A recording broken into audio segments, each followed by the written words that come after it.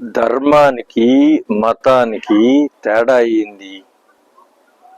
ధర్మం అంటే ప్రశ్నించేది, ఏది కరెక్ట్ కాదు అని ప్రాసెస్ చేసి అనువైనది నిర్ణయించేది.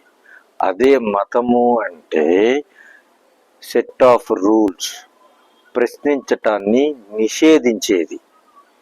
అదే ధర్మం అంటే మనతో పాటు సృష్టి మొత్తం బాగుండాలి అనే ఆలోచింపచేసే ఒక విధానం.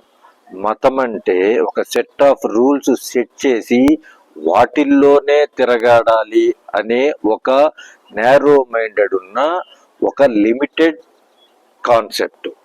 సో సనాతన ధర్మంలో మతం ఉంటుంది, కానీ మతంలో ధర్మం కొన్ని చోట్ల ఉండొచ్చు, ఉండకపోవచ్చు. అలాగే ధర్మంలో మతం ఉంటుంది, కానీ మతంలో ఎదుటివాడి ప్రేమించాలి అనే సెట్ ఆఫ్ రూల్స్ తక్కువగా ఉన్న మతాలు ఎన్నున్నాయో ఒక్కసారి కామెంట్స్లో తెలియజేయండి. సెకండు, మతంలో మనము మాత్రమే బాగుండాలి, మనం మతం వాళ్ళే బాగుండాలి అనే కాన్సెప్ట్ ఎక్కువగా ఉంటుంది.